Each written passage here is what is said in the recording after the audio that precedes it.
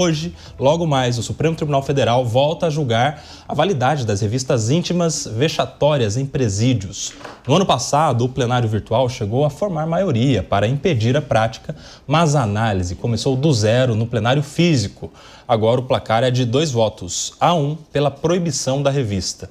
O ministro Luiz Edson Fachin, relator da ação, reafirmou a proibição da prática por entender que fere a dignidade humana e a intimidade, principalmente das mulheres. Quero começar essa rodada com a Ellen Brown.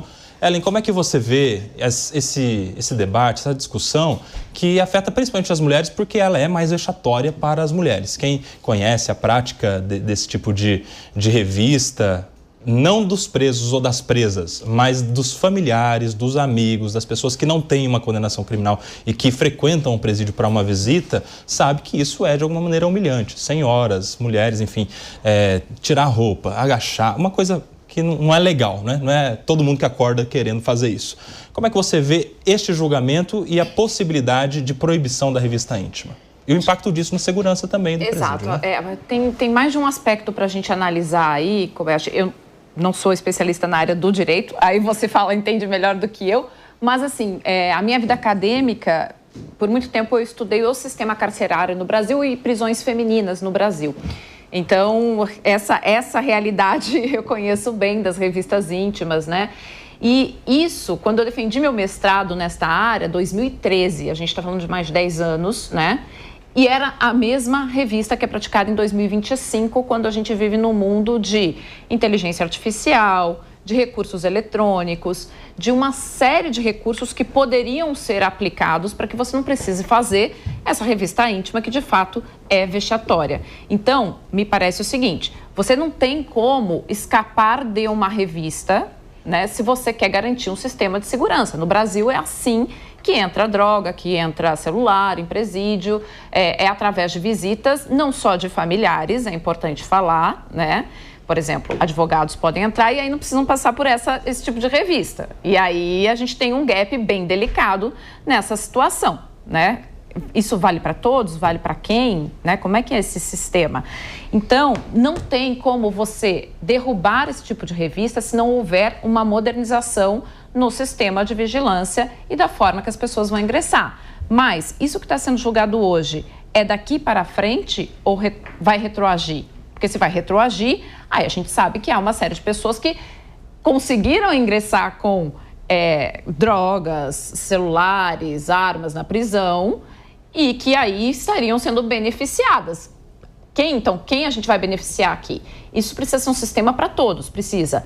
Número 1, respeitar a dignidade das pessoas. É muito duro uma mãe, uma irmã, uma filha que está lá na fila para visitar um pai no presídio ter que passar por essa humilhação, mas precisa garantir a segurança de quem está dentro da prisão porque está sob tutela do Estado. Então, são 2 pontos que precisam ser analisados.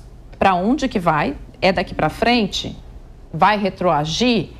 E como que a gente consegue fazer essa segurança em 2025 com uma série de recursos hoje tecnológicos que não precisariam nos levar para essa coisa primórdia que é a revista íntima? Você sabe que esse é um argumento trazido pelo ministro Alexandre de Moraes quando ele pede o destaque dessa questão que estava sendo jogada no plenário virtual, que é o quê? Aquela plataforma, uma pasta compartilhada onde eles colocam os votos. O ministro Fachin já tinha alcançado ali outros votos que com ele formavam a maioria para reconhecer a ilegalidade, a inconstitucionalidade da revista íntima. E o ministro Alexandre pediu destaque e isso faz com que zere o julgamento. Fique 0-0, porque no plenário físico agora eles vão debater e pode ser que alguém mude de ideia. Por que o ministro Alexandre pediu destaque? Porque ele estava perdendo.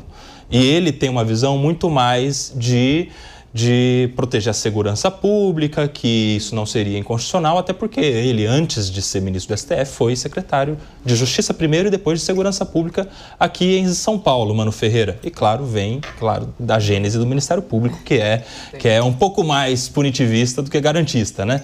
Como é que você vê essa possibilidade de mudança do julgamento com o voto do ministro Alexandre, Mano Ferreira? Primeiro, vale destacar que o ministro Alexandre de Moraes mostra, nesse julgamento, a sua tendência histórica desde antes de se tornar ministro do Supremo, que é a linha dura. Ele é um ministro, um juiz que consistentemente decide de forma pesada contra criminosos de toda a sorte, inclusive nesse caso. Um detalhe, na minha visão, é que a revista íntima não diz respeito, sobretudo, aos criminosos, mas, sobretudo, aos visitantes de criminosos, portanto, aos familiares.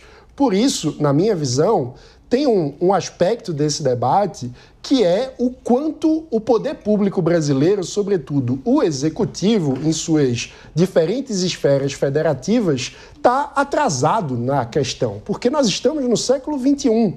Só a importância, a pertinência desse debate na Suprema Corte, porque em pleno século XXI seguimos fazendo a gestão do sistema penitenciário como se estivéssemos no século XIX ou XVIII, sem o uso de tecnologia como, por exemplo, scanners corporais que poderiam evitar esse tipo de prática que, na minha visão, viola a dignidade humana, que é uma prática humilhante, que desincentiva, na prática, a visita de familiares, o que significa um aumento do incentivo ao isolamento do preso e a desconexão do preso com a sua própria família. Então, aqueles que defendem, por exemplo, a importância da família como um meio de ressocialização e como uma instituição que, de um ponto de vista social, faz com que as pessoas se tornem mais civilizadas, deveriam olhar para essa situação com bastante criticidade, porque a continuidade da revista íntima, na prática,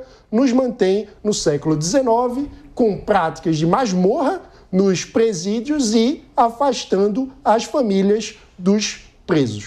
E você, Maria De Carli, ponto importante esse do Ano Ferreira. Você, como defensora da família brasileira, você também vai na linha de que a revista íntima impede a convivência familiar dos presos? E aí? Olha, o Mano tocou aqui num assunto que ele falou sobre a questão do incentivo ao isolamento do preso, né? Sem a presença da família, que é um ponto importante para a ressocialização. Eu digo mais, Mano, eu acho que nas prisões, o Estado que deveria principalmente cuidar dessa questão da ressocialização nas prisões, nos centros de detenção aqui no nosso país. A gente sabe a situação. A Ellen comentou que a revista continua igual há mais de 30 anos. E eu aumento esse debate e falo que a situação das prisões, com a questão dos direitos humanos, a questão da falta de perspectiva para esses detentos, com a questão de impossibilidade de ressocialização, porque essas prisões, a gente sabe, são verdadeiras escolas do crime.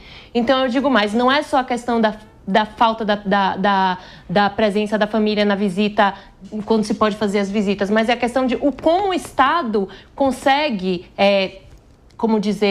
preencher esse gap que as prisões não conseguem na vida do detento. Então, nesse sentido, eu digo, já que a gente está nessa situação crítica de escolas do crime, as revistas íntimas a revista íntima é o mecanismo que a gente tem atualmente para conseguir justamente combater o que a gente sabe, que é o repasse de armamentos, o repasse de drogas, de celulares. A gente sabe hoje em dia que o Brasil vive, o crime organizado é responsável por quase, movimentar a economia de uma maneira avassaladora. Se fosse e de dentro dos presídios. Exatamente. Né? Se fosse uma empresa, seria a empresa que mais lucra no Brasil, com bilhões e bilhões aí nas suas contas. Então, eu digo, atualmente não temos, infelizmente, tecnologia para fazer uma revista que não cause constrangimento aos familiares. Então, o que a gente tem hoje é, sim, a revista íntima como um aparato para conseguir enxugar um gelo de um buraco que é bem mais profundo nessa situação. Uma das críticas ali do ministro Alexandre de Moraes, Ana Beatriz, é que não há estrutura no Brasil todo, em todos os presídios do Brasil, para ter acesso a um scanner corporal, a tecnologia necessária que substituiria a revista íntima. Então, portanto, seria uma utopia pensar que a partir de amanhã todos os presídios vão fazer a revista por meio tecnológico e não mais pelo método vexatório que está sendo julgado. E aí, como é que você vê? Koba, boa tarde. Boa tarde à nossa audiência. É um prazer estar aqui mais uma vez. Eu acho que existe uma indisposição, talvez, do ministro Alexandre de Moraes em procurar alternativas para fazer com que essa revista íntima seja substituída por algum tipo de tecnologia mais avançada. Eu estou aqui com a Ellen e com o Mano quando a gente tem uma situação em que existe uma revista íntima que, infelizmente, hoje ainda se faz muito presente porque as pessoas que visitam os presos acabam tentando, de alguma forma, se aproveitar deste benefício para levar algum tipo de coisa ilegal, e a gente sabe que este é um grande problema que a gente tem, mas, ao meu ver, um pouquinho de modernização e de eficiência nos gastos públicos, e olha só onde eu quero chegar. A gente sempre volta para a questão da eficiência dos gastos públicos. Por quê? Porque o dinheiro tem para você colocar scanner em todas as prisões. Com certeza tem. Porque mas não dá voto, né, Ana? Então, mas aí é que tá. Imagina o político na campanha falar, eu, inclusive, coloquei scanners em todas as prisões. Quem é que vai votar em alguém por causa disso? Está, Koba. As pessoas, os nossos governantes, estão mais preocupados com a sua reeleição do que efetivamente construir mecanismos de direitos humanos dentro do sistema carcerário. Muito embora depois eles fiquem reclamando e bradando aos quatro ventos que as penas precisam ser maiores e que as pessoas não podem deixar as prisões porque elas saem pior do que elas entram. Mas olha só, se a gente melhorasse as prisões, talvez elas não saíssem pior do que elas entram. E essa é uma discussão que político nenhum quer ter, porque justamente não dá voto. E porque seria a longo prazo também, né? Eu posso fazer uma adenda essa questão das prisões, né? Eu não sei quem teve aqui a oportunidade de assistir a série que está na Netflix, Adolescência. É interessante ver o primeiro episódio porque aborda justamente essa abordagem da justiça, da polícia com um jovem que é menor e como é que o sistema carcerário do Reino Unido atende a esse jovem que cometeu um assassinato e como é que é todo o atendimento, a revista, o cuidado que as pessoas que trabalham no Departamento de Justiça e de Polícia têm lá dentro, como esse jovem tem um acompanhamento psicológico. Então, assim, não acredito que o Reino Unido seja o melhor local para se tratar com a questão carcerária, mas um país de economia dita desenvolvida e como é a abordagem para com presos menores. É interessante, porque eu duvido muito que a gente tenha algo similar aqui no Brasil da maneira que é. Então, é importante para o debate e reflexão. Eu quero retomar algo que já foi dito aqui no começo pela Ellen, sobre os impactos de uma decisão hoje. Pode ser que daqui a pouco o STF se reúna, julgue e, se entender por inconstitucional a revista íntima, algumas pessoas que foram presas por tráfico de drogas, principalmente, tentando entrar num presídio com algum tipo de entorpecente e que foi pego numa revista íntima, poderá amanhã ser solto. Tipo isso. Porque daí, se o método é inconstitucional, logo, um método de alcance de uma prova é inválido, nulo, a própria condenação se anula também. Então, pode ter um impacto, claro que a depender do que decidam os ministros, pode ter impacto de soltar criminosos, né? Soltar pessoas que foram condenadas, pegas em revistas íntimas também. Sim, e esse é um dos problemas estruturais no Estado brasileiro, porque a incapacidade do Estado de fazer a lei ser cumprida nos seus próprios mecanismos, né? Ou seja, a gente está falando aqui do sistema penitenciário, que é, por excelência, um lugar de atuação do Estado. E ele é incapaz de fazer com que a lei seja cumprida. Quando a gente fala sobre questões de direitos humanos, isso é importante a gente pontuar, Koba, para contextualizar essa questão. Não se trata de defender ou passar a mão na cabeça de criminoso. Se trata de fazer com que o império seja da lei. Nós não seremos capazes, como país, de ter segurança pública decente se o império não for da lei. Se o cumprimento da lei não começar do próprio Estado. Porque no contexto em que as pessoas, os apenados, eles têm um tratamento que vai contra a lei, qual é o incentivo que ele tem para agir de acordo com a lei? Então, um ponto importante aqui é como a gente tem um efeito cascata no Estado brasileiro, ou seja, a incapacidade de cumprir o princípio constitucional da dignidade da pessoa humana nos presídios pode nos levar a sermos incapazes de fazer com que a lei de combate ao tráfico de drogas também seja cumprida. Ou seja, temos um ciclo vicioso, onde uma ineficiência do Estado gera um efeito cascata de desrespeito à própria lei. E isso gera na população um sentimento profundo de impunidade e ineficiência, um sentimento de que o Estado não é capaz de cumprir o seu mais básico dever, que é fazer, de fato, o governo baseado nas leis e não nas pessoas e conveniências. Fala, Ellen. Eu quero só aproveitar, fazer um cruzamento entre o que a Maria pontuou e o Mano pontuou aqui. O que o Mano está falando para a gente é o seguinte: é a essência de um Estado liberal. Um Estado liberal, ele respeita as liberdades dos indivíduos, exige deles o cumprimento de seus deveres. Eu conheço bem os presídios na Inglaterra e na Espanha. E a Inglaterra trata-se de um lugar liberal, por essência, né? Quando você tem um lugar liberal por essência, a cultura ela é diferente. Por exemplo, quando na Inglaterra a maioria dos presídios são público-privados. E aí você tem lá, para fazer a concessão para a iniciativa privada, uma série de regras que precisam ser cumpridas. E quando elas não são cumpridas, há uma punição. A pior punição é um preso que está sob a tutela daquela instituição cometer suicídio ou ter algum tipo de violação à sua saúde física e mental. Isso é o que mais conta pontos para aquela instituição ali perder pontos na parceria com o Estado. Por quê? Porque existe uma concepção cultural muito diferente da nossa, que é uma concepção punitivista, né? E que é uma concepção que não tem nada a ver com liberdade. Então, quando o Mano diz, olha, ou você respeita as liberdades enquanto Estado, enquanto instituição, ou não funciona esse sistema. Então, é por isso que realmente é muito diferente a forma de enxergar. Não tem como comparar. De gestão pública muito interessante. Porque aqui, quando a gente fala, por exemplo, da fuga de um preso, que é a máxima incapacidade de um presídio manter o preso, né? Ele fugiu.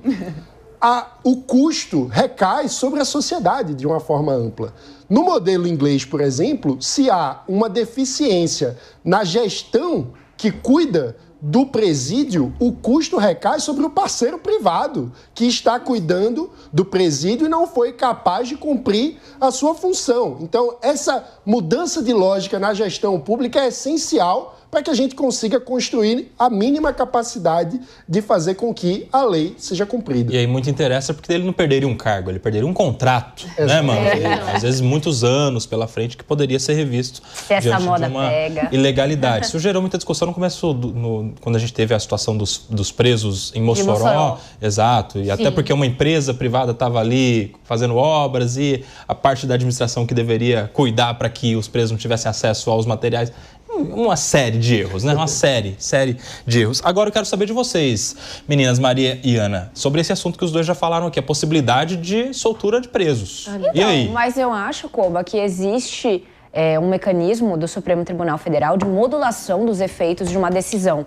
E nesse aspecto, talvez seja o ideal se modular para que aqueles que já estão cumprindo pena ou aqueles que tiveram um processo legítimo e foram condenados por trazer drogas ou outro tipo de ilícito para dentro dos presídios, continuem cumprindo as suas respectivas penas. Existe sim, isso eu sei que eu sou advogado, posso dizer com propriedade, que existe uma maneira do Supremo Tribunal Federal, a partir do momento em que ele toma uma decisão como essa, ele consegue modular os efeitos dela para que, por exemplo, não retroaja. A grande questão é que isso implicaria aí numa infringência a um outro princípio constitucional, que é o que a lei só pode retroagir para beneficiar o réu e não o contrário. Então, assim, até entendo a necessidade que o ministro Alexandre de Moraes teve, embora eu discorde um pouco da ineficiência disso, porque já estava julgado, e aí você parte da premissa que não foi debatido o suficiente para cada ministro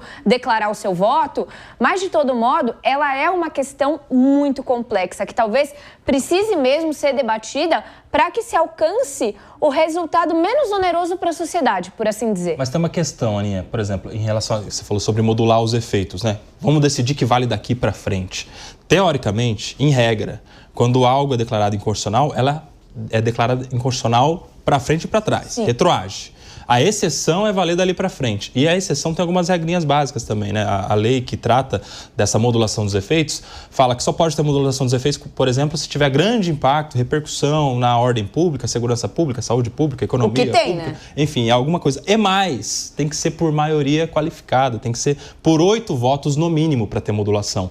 Nesse caso, 6 dos ministros já haviam votado para considerar vexatória a revista íntima, inclusive retroagindo, entendeu? Ou seja, não basta mudar um voto, tem que mudar mais do que um voto, tem que convencer mais pessoas. Seria um esforço aí de persuasão do ministro Alexandre, principalmente, muito grande pela frente. Como é que vocês veem essa questão? Eu acho que é sobretudo uma decisão política. Legal decidir lá na Suprema Corte, mas e na prática, como funcionaria? Beleza, vamos proibir a vistoria íntima e vai fazer o quê? Vai aumentar o trading dentro dos presídios com as drogas entrando, como eu falei anteriormente, o armamento entrando e aí financiando o crime organizado, que é a principal empresa do Brasil?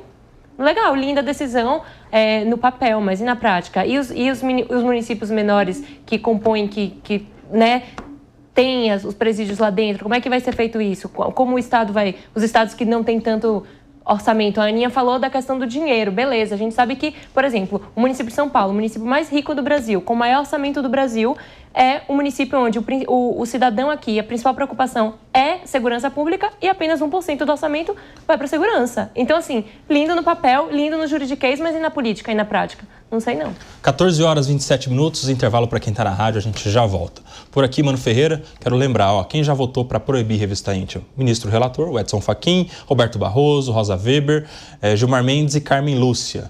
Também Cristiano Zanin com algumas ressalvas. Ou seja, esses são os que já tinham decidido por declarar inconstitucionalidade. Mas que agora podem rever o seu voto. Podem rever o seu voto. Só não sei uma questão aqui.